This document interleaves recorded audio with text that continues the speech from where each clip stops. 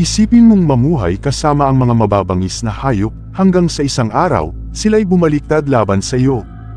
Ito ang ating matutunghayan sa bidyong ito na nakakagulat at madalas nakamamatay na mundo ng mga alagang hayop na biglang nagiging mapanganib sa kanilang mga amo.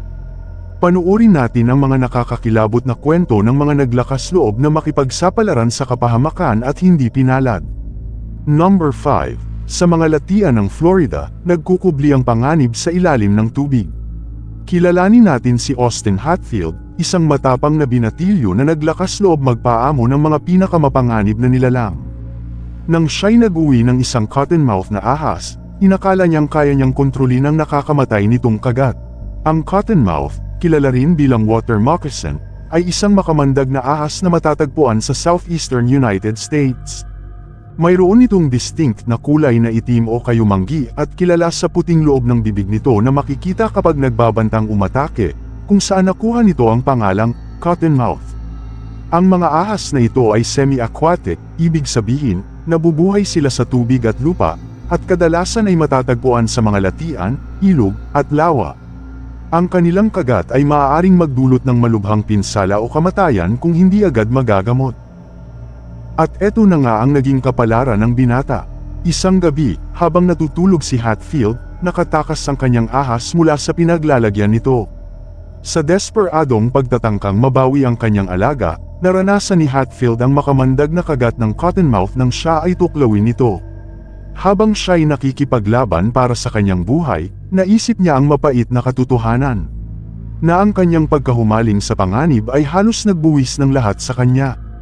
Sa kabila ng mga espesyal na permiso na hindi pinansin at ang batas na sinuway, natutunan ni Hatfield sa masakit na paraan na ang ilang mga nilalang ay mas nararapat iwan sa kanilang natural na tahanan. Number 4, sa mga tahimik na kalye ng Cambridge, may nagbabadyang panganib sa anyo ng isang alakdan na pinangalan ng Sue. Para kay Dean Armstrong, ang pagkakaroon ng mga kakaibang alagang hayop ay isang bahagi na ng kanyang buhay. Ngunit nang umatake si Sue, ang mga naging resulta ay higit pa sa kanyang inaasahan. Sa isang sandaling kapabayaan, naramdaman ni Armstrong ang kagat ng sarili niyang alaga. Naging paralisado at walang magawa, nakipaglaban siya para sa kanyang buhay. Sa bawat araw na lumipas, unti-unting kinain ng kamandag ang kanyang kalusugan, at ang kanyang buhay ay muntikan ng mawala. Ngunit sa kabila ng lahat, nakaligtas si Armstrong, bagamat sugatan. Ang kanyang pakikipaglaban sa kamatayan ay nagsilbing babala sa manipis na linya sa pagitan ng pagkahumaling at kamangmangan sa mundo ng pag-aalaga ng mga exotic na hayop. Number 3. Sa tahimik na mga suburb ng California, ang simpleng pagbili ni Sharon Miller ay nauwi sa isang bangungot. Nang magmakaawa ang kanyang anak na babae para sa isang tarantula, inisip ni Miller na wala namang panganib. Ngunit nang abutin niya ang loob ng kulungan, nakita niya ang tunay na depensa ng arachnid. Ang tarantula ay isang uri ng malaking gagamba na kilala sa makapal at mabalahibong katawan.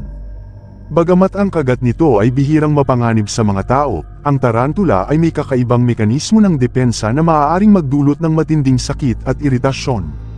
Kapag nakaramdam ito ng panganib, maaari nitong ipukol ang mga barbed na buhok mula sa kanyang katawan patungo sa kalaban. Ang mga buhok na ito ay parang maliliit na tinik na maaaring magdulot ng pangangati, iritasyon, at matinding pananakit kung ito ay makatusok sa balat o mata ng tao. Kaya sa isang kisap ng mga binti nito, inilunsad ng tarantula ang isang tahimik na pag-atake at ipinukul ang mga buhok nito sa mga mata ni Miller. Sa isang iglap, nagdilim ang kanyang mundo habang matinding kirot ang kanyang naramdaman. Ang nakakatakot na karanasan ni Miller ay nagsilbing isang malinaw na paalala ng mga nakatagong panganib na maaaring nagkukubli sa tila inosenteng mundo ng mga exotic na alaga. Habang ipinaglalaban niya ang muling pagkakaroon ng paningin, siya ay naging isang babala sa mga panganib ng pag-aakalang walang banta ang mga silent predators ng kalikasan. Number 2. Dumako naman tayo sa Czech Republic, kung saan sumabak ang isang documentary film crew sa kagubatan upang makuha ang isang kapanapanabik na kwento. Hindi nila alam, ang panganib ay mas malapit kaysa sa kanilang inaakala.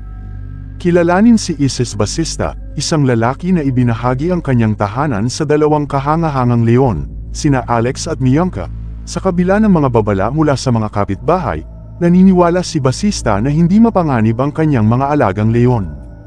Subalit, Habang umiikot ang mga kamera at pumasok ang crew sa teritoryo ng mga leon, ang mapaglarong si Mianka ay naging mapanganib. Sa isang iglap, tumalon siya sa isang crew, at agad na nag-iwan ng sugat gamit ang kanyang mga kuko. Sa kaguluhang sumunod, si Basista at ang kanyang pamilya ay nagpumilit na makontrol ang hindi mapigil na puwersa ng kalikasan na kanilang tinanggap sa kanilang buhay. Bagamat minor lamang ang mga sugat, nagsilbing isang malinaw na paalala ang insidente sa hindi mapagkakatiwala ang kapangyarihan ng wild. Number 1. Tara't bisitahin natin ang Tokyo, kung saan ang pakikipagtagpo ni Soichiro Mori sa kalikasan ay naging mapanganib. Inatasan siyang alagaan ng isang Asian black bear, kaya't pumasok si Mori sa kulungan ng nilalang na ito, na walang kamalay-malay sa panganib na naghihintay sa kanya. Sa isang iglap, bumaling ang oso sa kanyang tagapag-alaga, nagpakawala ng karahasan na nag-iwan kay Mori na nakikipaglaban para sa kanyang buhay. Habang siya'y nakahandusay at sugatan, dali-daling pumunta ang kanyang mga kapitbahay upang tumulong. Ngunit huli na para iligtas siya mula sa mga atake ng halimaw, ang malagim na wakas ni Mori ay nagsisilbing isang matinding paalala ng hindi mapigil ang kapangyarihan ng kalikasan. Sa huli, siya ay naging isang babala sa panganib ng pag-aakala na maamo ang mabangis, isang biktima ng mismong nilalang na kanyang sinikap alagaan. Salamat sa panunood at naway maging leksyon ito sa atin na palaging maging maingat sa paghahandle ng mga hayop. Hanggang sa susunod na video.